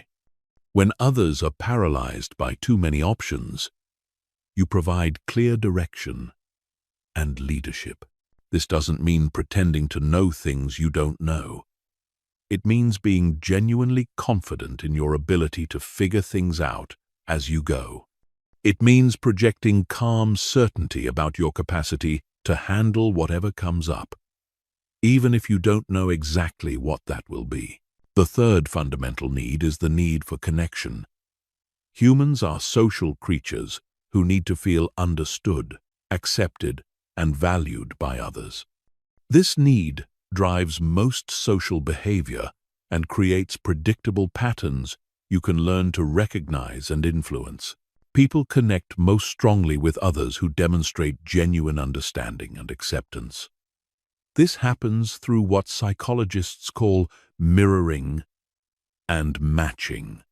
When you subtly match someone's communication style, energy level, and emotional state, they feel understood at a subconscious level. They experience you as being similar to them, which triggers natural bonding mechanisms. Advanced mirroring goes beyond just copying someone's body language or speaking patterns. It involves understanding their underlying values, motivations, and worldview, then communicating in ways that resonate with their deeper psychological needs. You become fluent in multiple communication styles, so you can connect authentically with different personality types. The fourth fundamental need is the need for growth and contribution. Humans need to feel like they're developing, progressing, and making meaningful contributions to something larger than themselves. This need creates opportunities for influence because people are naturally drawn to others who can help them grow or provide opportunities for meaningful contribution. When you position yourself as someone who can facilitate others' growth or provide opportunities for meaningful contribution, you become extremely influential.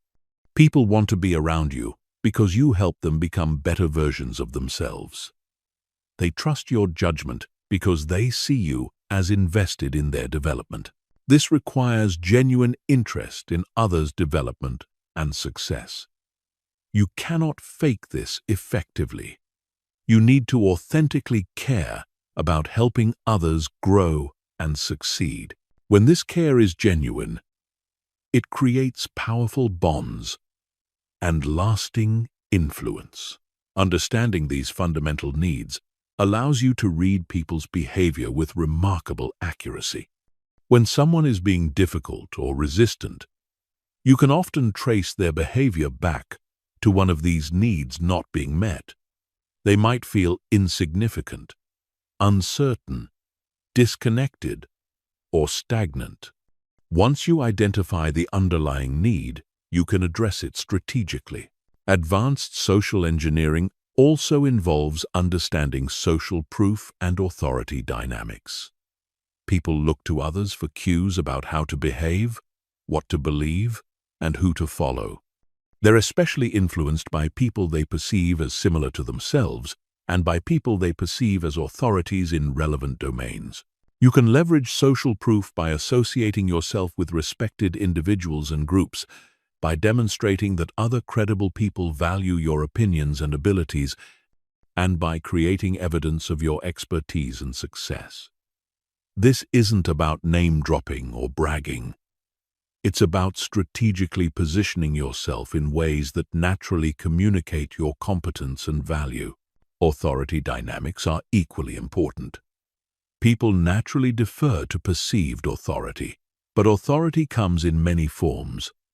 There's positional authority based on titles and roles. There's expert authority based on knowledge and competence. There's moral authority based on character and integrity.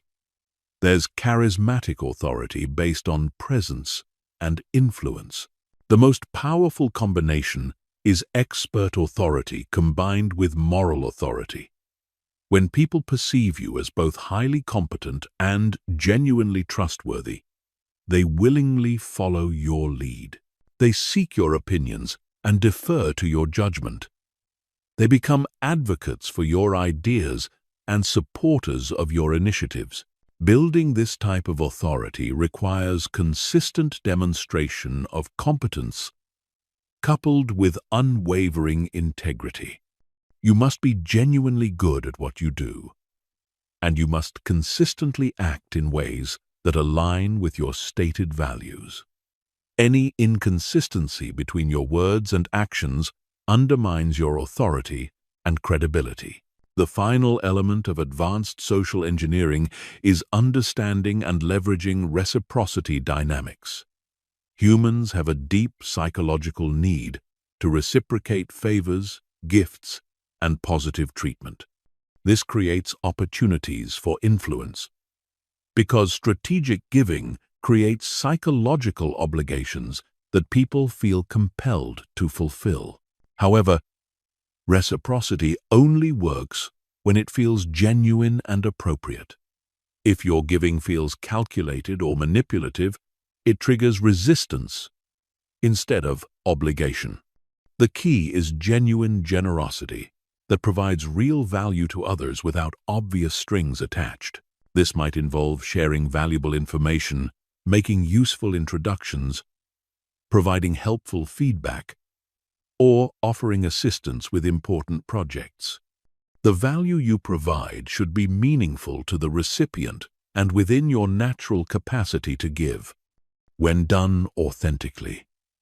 This type of giving creates powerful, positive dynamics that enhance your influence and relationships.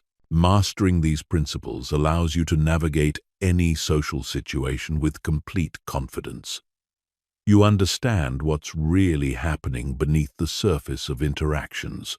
You can predict how people will respond to different approaches. You can influence outcomes by strategically addressing underlying psychological needs.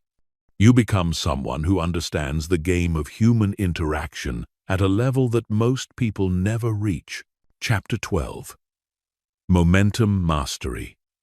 Building unstoppable forward progress. Dangerous confidence is not just about feeling confident in isolated moments. It's about building unstoppable momentum that carries you forward regardless of obstacles, setbacks, or external circumstances. Momentum is the difference between people who achieve extraordinary things and people who remain stuck in cycles of starting and stopping. Once you master momentum, success becomes inevitable because you develop the ability to maintain forward progress under any conditions. Most people completely misunderstand momentum. They think it's about motivation, inspiration, or feeling energized.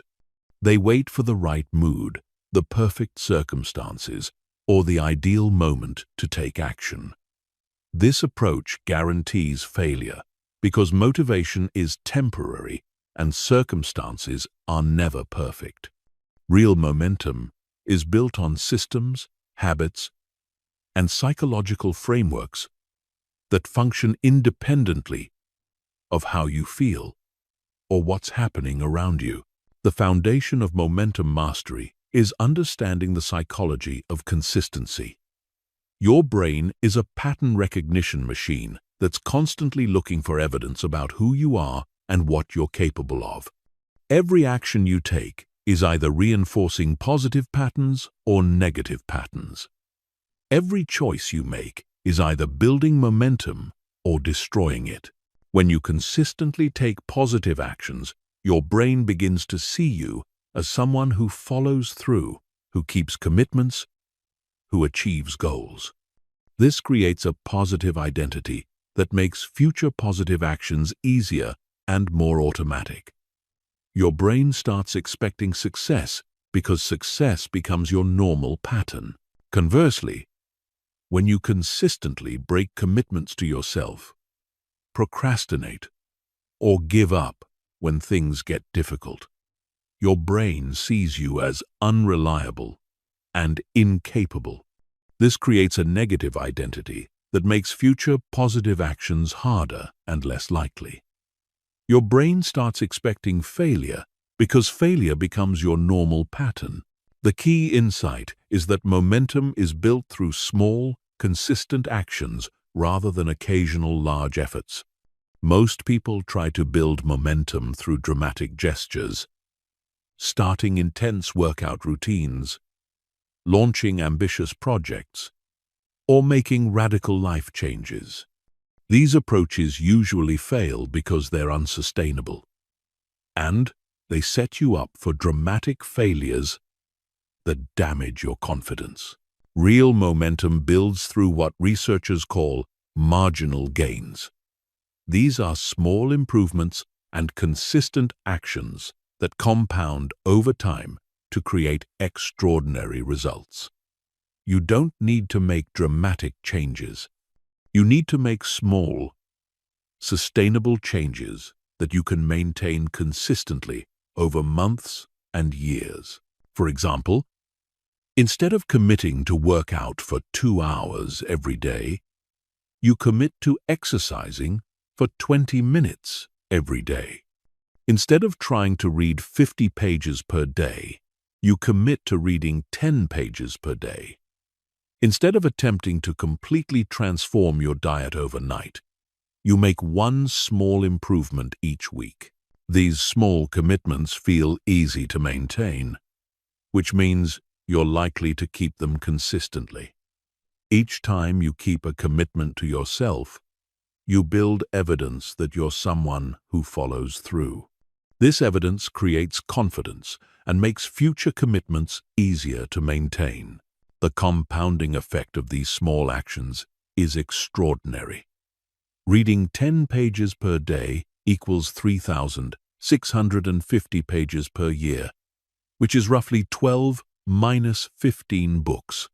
Exercising 20 minutes per day equals over 120 hours of exercise per year. Making one small dietary improvement per week equals 52 improvements over the course of a year.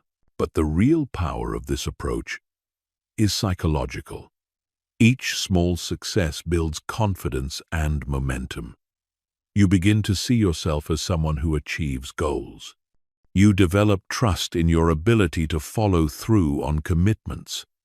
You build what psychologists call self-efficacy, confidence in your ability to execute plans and achieve desired outcomes. The second principle of momentum mastery is creating what systems theorists call positive feedback loops. These are self-reinforcing cycles where positive actions create positive results, which motivate more positive actions, which create even better results. Once you establish positive feedback loops, momentum becomes self-sustaining. For example, if you commit to learning something new every day, you become more knowledgeable, which makes you more confident, which makes you more willing to take on challenges, which creates more learning opportunities, which makes you even more knowledgeable. The cycle feeds on itself and accelerates over time. Building positive feedback loops requires identifying activities that create multiple benefits simultaneously. Exercise improves physical health, mental clarity, emotional resilience, and self-confidence. Reading improves knowledge, thinking skills, vocabulary, and perspective. Networking improves relationships, opportunities, influence, and social skills. When you focus on activities that create multiple benefits, you get exponential returns on your time and energy investment. Each action you take improves multiple areas of your life simultaneously, which creates rapid progress and strong momentum. The third principle is developing what military strategists call operational momentum. This is the ability to maintain forward progress even when individual battles are lost or specific tactics fail. Instead of being derailed by setbacks, you adapt quickly and continue moving toward your objectives. Operational momentum requires separating your identity from specific outcomes. You're not trying to be perfect or to succeed at everything. You're trying to maintain consistent forward progress over time. Some days will be better than others. Some strategies will work better than others. Some projects will succeed, while others fail. None of this matters as long as your overall trajectory remains positive. This perspective allows you to be resilient in the face of temporary setbacks. When something doesn't work out, you extract whatever lessons you can, adjust your approach, and keep moving forward. You don't waste time and energy dwelling on failures or questioning your overall direction. You maintain focus on the next action you can take to move closer to your goals. The fourth principle is energy management, rather than time management. Most people try to build momentum by managing their time more efficiently. They create detailed schedules, use productivity apps, and try to squeeze more activities into each day. This approach often backfires because it focuses on quantity rather than quality of effort. Momentum mastery requires understanding that energy, not time, is your most valuable resource. You have different types of energy: physical, mental, emotional, and creative. Each type follows predictable patterns and can be optimized through specific strategies. Physical energy comes from sleep, nutrition, exercise, and stress management. Mental energy comes from focused work, learning, and intellectual challenges. Emotional energy comes from positive relationships, meaningful activities, and alignment with your values. Creative energy comes from novelty, inspiration, and unstructured thinking time. Building momentum requires optimizing all forms of energy and aligning your most important activities with your peak energy periods. Instead of trying to work constantly, you work strategically. When you have the right type of energy for specific tasks.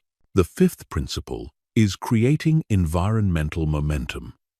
Your environment has enormous influence on your behavior and energy levels. When your environment supports positive actions, momentum builds naturally.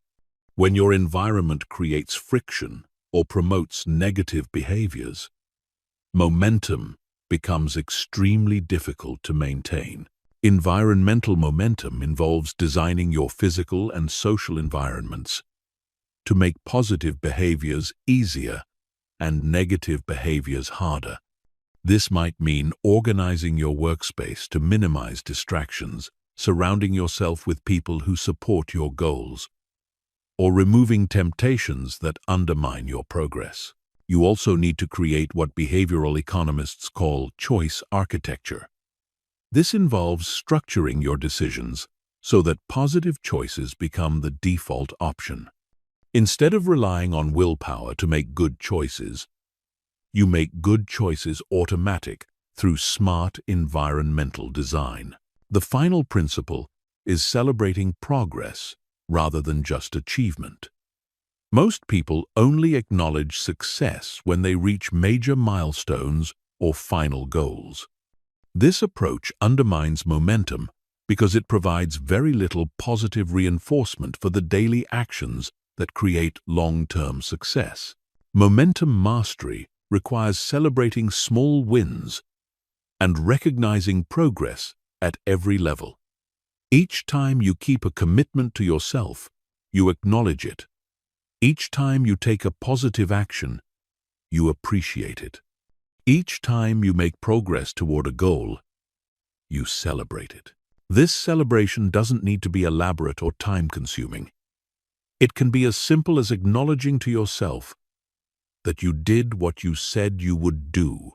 The key is creating positive emotional associations with the behaviors that build momentum. When you feel good about taking positive actions, you become more likely to repeat those actions in the future. Chapter 13. The Confidence Hierarchy. Understanding and climbing the social ladder. Every social environment has an invisible hierarchy that determines who has influence, who gets respected, and who gets followed. Most people are completely unaware of these hierarchies, which means they accidentally position themselves at lower levels and wonder why they don't get the respect or opportunities they think they deserve. Dangerous confidence requires understanding exactly how social hierarchies work and positioning yourself strategically to maximize your influence and effectiveness. Social hierarchies are not about titles, money, or formal authority. Although these factors can play a role, real social hierarchies are based on perceived value, competence, and confidence. The people at the top of any hierarchy are there because others perceive them as valuable, capable, and deserving of respect. Understanding what creates these perceptions allows you to position yourself strategically. The foundation of any social hierarchy is competence. People naturally defer to those who demonstrate genuine expertise and capability in relevant areas. This competence must be real and demonstrable, not just claimed or assumed. Others can sense the difference between genuine competence and fake confidence very quickly. Building competence requires focused development of skills and knowledge that matter in your specific context. If you're in a business environment, this might mean developing expertise in strategy, leadership, communication, or technical skills. If you're in a social environment, this might mean developing emotional intelligence, conversation skills, or cultural knowledge. The key is developing competence that others can observe and verify. You need to demonstrate your capabilities through your actions, decisions, and results, rather than just talking about them. People judge competence based on what they see you do, not what they hear you say. However, competence alone is not enough to achieve high status in social hierarchies. Many highly competent people remain at lower levels because they fail to communicate their competence effectively or because they lack other essential qualities that create influence and respect. The second level of the hierarchy is confidence. This is not arrogance or self-promotion, but genuine inner certainty about your abilities and value. Confident people are comfortable taking responsibility, making decisions, and standing behind their choices. They don't need constant validation or approval from others. Confidence is communicated through body language, voice tone, decision-making speed, and willingness to take calculated risks. Confident people speak with authority, maintain strong eye contact, and move with purpose. They don't hedge their statements with uncertainty or constantly seek approval for their opinions. Building authentic confidence requires the competence foundation we discussed, combined with experience successfully handling challenges and pressure. You cannot fake this type of confidence because it emerges from genuine capability and proven performance under difficult conditions. The third level is social intelligence. This is the ability to read social dynamics, understand what others need and want, and navigate interpersonal relationships skillfully. Socially intelligent people understand unspoken rules, pick up on subtle cues, and know how to make others feel valued and understood. Social intelligence involves understanding different personality types and communication styles.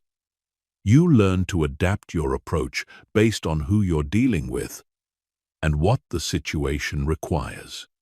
You become skilled at building rapport, managing conflict, and facilitating productive interactions. This level of the hierarchy is often where technical experts get stuck. They have competence and confidence in their domain of expertise, but they lack the social skills necessary to influence others and build strong relationships. Developing social intelligence is crucial for moving to higher levels of any hierarchy. The fourth level is leadership ability. This is the capacity to inspire others, create shared vision, and coordinate group efforts toward common goals. Leadership is not about having formal authority or being in charge. It's about the ability to influence others voluntarily and create positive outcomes for groups and organizations. Leadership ability emerges from the combination of competence, confidence, and social intelligence. But it also requires additional qualities like integrity, vision, and emotional resilience. Leaders take responsibility for group outcomes, make difficult decisions under pressure, and maintain optimism and direction. Even when facing challenges, people naturally follow those who demonstrate genuine leadership ability because they trust these individuals to make good decisions and create positive outcomes. Leadership positions you at high levels of social hierarchies because others voluntarily defer to your judgment and direction. The fifth and highest level is what can only be described as presence or charisma. This is an intangible quality that makes certain people naturally magnetic and influential. Presence combines all the lower levels: competence, confidence, social intelligence, and leadership, with something extra that creates almost mystical influence over others. People with true presence don't just command respect, they inspire devotion.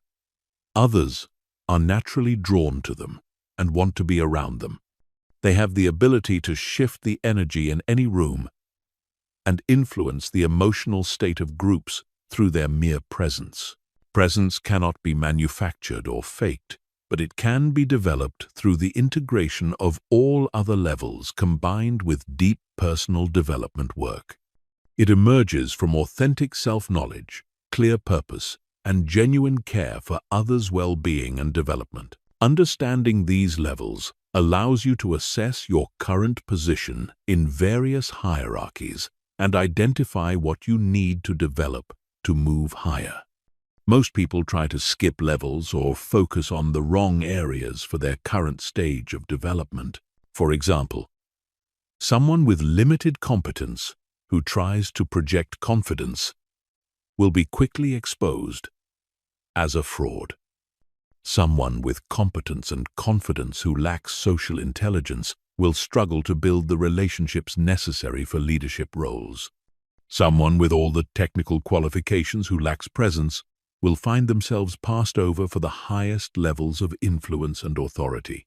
The strategic approach is to systematically develop each level while building on the foundations of previous levels.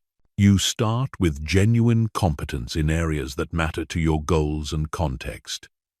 You build authentic confidence through proven performance and capability.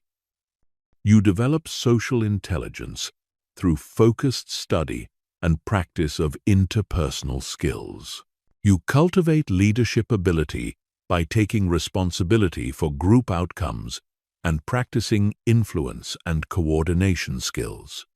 Finally, you develop presence through deep personal development work that integrates all these capabilities with authentic self-knowledge and genuine care for others. Moving up social hierarchies also requires understanding and respecting the unwritten rules of each level. Each level has different expectations, responsibilities, and codes of conduct. What works at lower levels may be inappropriate or counterproductive at higher levels. For example, at lower levels of competence, it's appropriate to ask many questions and seek guidance frequently. At higher levels of competence, you're expected to provide guidance and answers rather than constantly seeking them. At lower levels of confidence, it's acceptable to be uncertain and tentative. At higher levels, others expect decisiveness and clear direction. Understanding these transitions allows you to adjust your behavior appropriately as you move to higher levels. You gradually take on more responsibility, provide more leadership, and become a source of stability and direction for others, rather than someone who needs guidance and support. The ultimate goal is not just to climb hierarchies for personal benefit, but to use your position to create positive outcomes for others and contribute meaningfully to the groups and organizations you're part of. True confidence and influence come from using your capabilities in service of purposes larger than yourself. Chapter 14. Fear. Alchemy. Transforming terror into unstoppable power. Fear is not your enemy. Fear is raw energy that can either paralyze you or propel you to extraordinary performance. The difference between people who achieve dangerous confidence and those who remain trapped in insecurity is not the absence of fear, but the ability to transform fear into fuel for exceptional performance. This transformation process, which I call fear alchemy, is perhaps the most powerful skill you can develop for building unshakable confidence. Most people have a completely backwards relationship with fear. They try to eliminate it, avoid it, or pretend it doesn't exist. This approach is not only ineffective, it's counterproductive. Fear is a fundamental part of human psychology that serves important functions. Trying to eliminate fear is like trying to eliminate hunger or thirst. It's fighting against your basic human nature. The people who achieve the most in life are not those who feel the least fear. They're those who feel fear intensely, but have learned to channel that energy constructively. They understand that fear is information, energy, and opportunity, all rolled into one powerful experience. Fear is information because it tells you that something important is at stake. When you feel fear, it means you're approaching something that matters to you. If nothing mattered, you would never feel afraid. Fear is your psychological system recognizing that you're in a situation where the outcome could significantly impact your life, goals, or well-being. This information is valuable because it helps you identify what's truly important to you. The things that scare you most are often the things that would have the greatest positive impact on your life if you could accomplish them. Fear is pointing you toward your greatest opportunities for growth and achievement. Fear is energy because it triggers powerful physiological responses that can enhance performance when channeled correctly. When you feel afraid, your body releases adrenaline and other stress hormones that increase alertness, focus, and physical capability. your heart rate increases, pumping more blood to your muscles and brain. Your attention becomes laser-focused on immediate threats and opportunities. This physiological arousal is the same energy that athletes use to break records, performers use to deliver extraordinary shows, and leaders use to inspire others during crises. The energy of fear is not inherently negative. It becomes negative only when you interpret it as evidence that you should stop, retreat, or avoid the situation entirely. Fear is opportunity because it represents the edge of your comfort zone. Everything you want in life exists outside your current comfort zone. If you could achieve it from within your comfort zone, you would already have it. Fear is the signal that you're approaching the boundary between who you are now and who you could become. This means that fear is actually a compass pointing toward your greatest potential. Instead of running away from fear, you should be running toward it.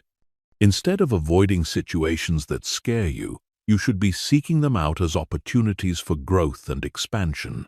The process of fear alchemy involves several specific techniques for transforming fear from a limiting force into an empowering force. The first technique is reframing fear as excitement.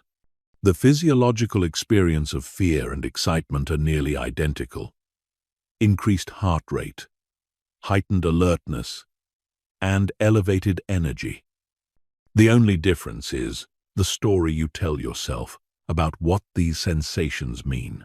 When you feel those familiar sensations of fear, instead of thinking, "I'm scared and something might go wrong," you consciously think, "I'm excited and something amazing is about to happen." This simple cognitive shift changes your entire relationship with the experience. Instead of wanting to escape the sensations, you begin to welcome them as signs that you're about to grow and achieve something meaningful. The second technique is using fear as a focusing mechanism. Fear naturally narrows your attention and eliminates distractions. Instead of fighting this focus, you can use it strategically to enhance your performance. When you feel afraid, you consciously direct that focused energy toward the specific actions you need to take. For example, if you're afraid before giving a presentation, instead of trying to calm down completely, you use that focused energy to review your key points, connect with your purpose for speaking, and prepare mentally for delivering value to your audience. The fear becomes fuel for preparation and performance rather than a distraction from them. The third technique is progressive exposure to build fear tolerance. Just like building physical strength requires progressive resistance training, building psychological strength requires progressive exposure to challenging situations. You systematically expose yourself to situations that create manageable levels of fear, building your tolerance and confidence gradually. This process works because each successful encounter with fear proves to your nervous system that the situation is manageable. Your brain learns that you can handle challenging situations and come out stronger. This builds genuine confidence based on proven capability rather than positive thinking or self-deception.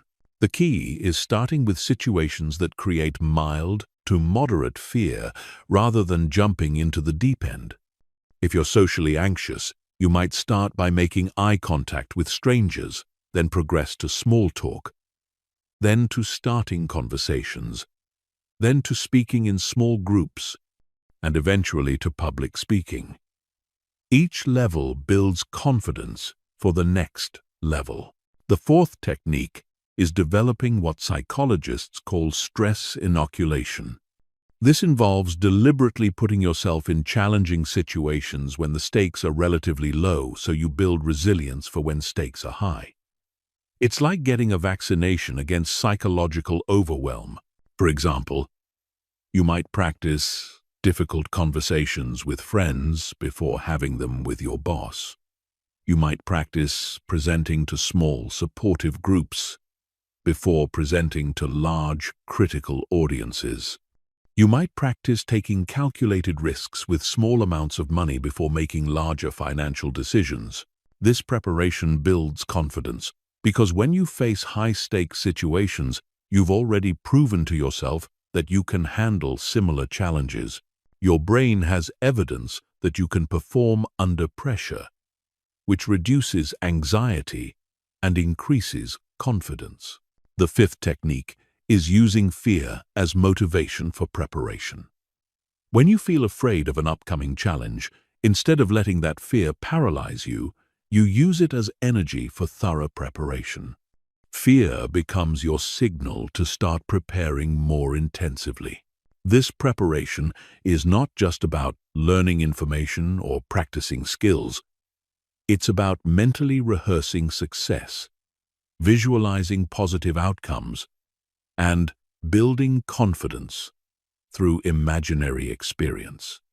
Athletes use this technique extensively, mentally practicing their performance over and over until success feels familiar and automatic. The sixth technique is developing what military personnel call controlled aggression. This is the ability to channel fear energy into focused, determined action. Instead of letting fear make you passive or hesitant, you use it to become more decisive and action-oriented. Controlled aggression is not about being hostile or violent. It's about being assertive, direct, and unwavering in pursuit of your objectives. When you feel fear, you lean into it rather than backing away. You take more action, not less. You become more committed to your goals, not less committed. The final technique is finding purpose beyond yourself. Fear is most powerful when you're focused primarily on yourself, your safety, your comfort, your image, your success. When you connect with purposes larger than yourself, fear loses much of its power because you're no longer the center of the equation. When you're fighting for something you believe in, protecting people you care about, or contributing to causes that matter to you, fear becomes secondary to mission. You're willing to face fear because something more important than your comfort is at stake. This doesn't mean becoming reckless or ignoring legitimate dangers. It means developing the courage to act despite fear when action serves purposes larger than your immediate comfort and safety. This type of purpose-driven courage is the foundation of dangerous confidence because it makes you willing to face any challenge in service of what truly matters to you. Mastering fear, alchemy transforms your entire relationship with challenge and opportunity. Instead of avoiding difficult situations, you seek them out as opportunities for growth. Instead of being paralyzed by uncertainty, you're energized by possibility. Instead of being limited by fear, you're propelled by it toward extraordinary achievement and unshakable confidence. Chapter 15. The Complete Transformation. Becoming unrecognizably confident. Everything we've covered in this comprehensive system leads to this moment. Your complete transformation from who you are now into someone with dangerous confidence. This transformation is not gradual or subtle. When you fully implement these principles and techniques, you will become unrecognizably different from your previous self. People who knew you before will struggle to believe the change. You will look in the mirror and see a completely different person looking back. This transformation happens on multiple levels simultaneously: psychological, behavioral, social, and even physical. Your thought patterns change. Your decision-making process changes. Your relationships change. Your career trajectory changes. Your entire life reorganizes around your new level of confidence and capability. The psychological transformation is the deepest and most fundamental. Your internal dialogue shifts from self-doubt to self-assurance. Instead of constantly questioning whether you're good enough, smart enough, or capable enough, you develop unshakable inner certainty about your ability to handle whatever life presents. This doesn't mean believing you can do anything, but knowing you can figure out anything. Your relationship with failure changes completely. Instead of seeing failure as evidence of your inadequacy, you see it as valuable feedback and learning opportunity. You become anti-fragile, actually growing stronger through adversity rather than being diminished by it. Setbacks become set up for comebacks because you know how to extract value from every experience. Your relationship with other people's opinions changes dramatically. You shift from needing approval to appreciating it when it comes, but not depending on it for your self-worth. You become genuinely indifferent to criticism from people whose opinions don't matter, while remaining open to feedback from credible sources who can help you improve. The behavioral transformation is equally dramatic. You begin taking actions that your previous self would have found impossible. You speak up in meetings where you once remained silent. You pursue opportunities you once thought were beyond your reach. You have difficult conversations you once avoided. You take calculated risks you once considered too dangerous. Your communication style changes fundamentally. You speak with authority rather than uncertainty. You express your opinions clearly rather than hedging and qualifying everything you say. You ask for what you want directly rather than hoping others will guess your needs. You set boundaries firmly rather than allowing others to take advantage of you. Your decision-making becomes faster and more decisive. Instead of endlessly analyzing options and seeking input from others, you gather necessary information quickly, make decisions confidently, and adjust course as needed based on results. You trust your judgment because you've developed it through consistent practice and proven results. The social transformation affects every relationship in your life. Some relationships improve dramatically as you bring higher energy, clearer communication, and stronger boundaries. Other relationships end because they were based on your previous insecurity and cannot survive your newfound strength and clarity. You attract different types of people into your life. Instead of attracting those who want to take advantage of insecurity or uncertainty, you attract others who are confident, ambitious, and growth-oriented.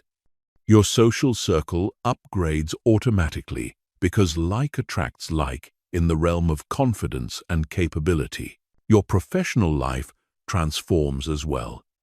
You begin getting opportunities that were previously unavailable because decision-makers can sense your confidence and capability. You're considered for leadership roles, challenging projects, and high-visibility assignments. Your income increases because confident, capable people are more valuable in virtually every field. The physical transformation might surprise you, but it's very real. Confidence changes how you carry yourself, how you move through space, and even how others perceive your physical appearance. You stand taller, move with more purpose, and project an energy that others find attractive and compelling. Your health often improves because confidence reduces stress, which is a major factor in many health problems. You sleep better because you're not lying awake worrying about problems you feel incapable of solving. You have more energy because you're not constantly fighting internal battles of self-doubt and insecurity. But transformation is not just about personal benefits. Dangerous confidence makes you more capable of contributing meaningfully to others and to causes larger than yourself. You become someone others can depend on, look up to, and learn from. You develop the strength to help others rather than constantly needing help yourself. This contribution aspect is crucial because dangerous confidence without purpose can become destructive. True confidence is always paired with responsibility. As your capability increases, so does your obligation to use that capability in service of positive outcomes for yourself and others. The maintenance of dangerous confidence requires understanding that transformation is not a destination, but an ongoing process. You don't reach a point where the work is done and you can coast on your achievements. Confidence requires constant cultivation through continued challenge, growth, and contribution. You must continue seeking situations that stretch your capabilities and force you to grow. You must continue learning new skills, taking on new challenges, and expanding your comfort zone. The moment you become complacent is the moment you begin losing the confidence you've worked so hard to build. You must also continue contributing to others and to purposes larger than yourself. Confidence that serves only selfish purposes eventually becomes hollow and meaningless. True fulfillment comes from using your capabilities to create positive impact in the world around you. The ongoing maintenance also requires protecting your confidence from influences that could undermine it. This means being selective about the people you spend time with, the media you consume, and the environments you frequent. You must guard your mental space as carefully as you would guard your physical health. It means saying no to opportunities, relationships, and commitments that drain your energy or conflict with your values. It means maintaining the habits, practices, and disciplines that built your confidence in the first place. It means never taking your confidence for granted or assuming it will maintain itself without conscious effort. The ultimate goal of dangerous confidence is not just personal success or satisfaction, although these are natural byproducts. The ultimate goal is becoming the type of person who makes the world better through their presence, contributions, and example. You become someone who inspires others to develop their own confidence and capabilities. You become a force for positive change in every environment you enter. Not through preaching or trying to fix others, but through embodying the qualities you want to see in the world. You demonstrate that it's possible to be confident without being arrogant, strong without being cruel, and successful without sacrificing integrity. This is what dangerous confidence really means. It's not about intimidating others or dominating situations. It's about being so secure in yourself, so clear about your values, and so committed to positive outcomes that nothing can shake your core sense of purpose and direction. You become genuinely dangerous to mediocrity, excuses, and limitations, while being a source of inspiration and possibility for everyone around you. Your transformation is complete when confidence becomes so natural that you're no longer conscious of it. You're not thinking about being confident because confidence has become your default state. You're not trying to project confidence because confidence radiates from you automatically. You're not working on confidence because confidence has become simply who you are. This is the ultimate expression of dangerous confidence, when it becomes so integrated into your identity that it's invisible to you but unmistakable to everyone else. You've become someone who not only possesses unshakable confidence, but who inspires and enables it in others.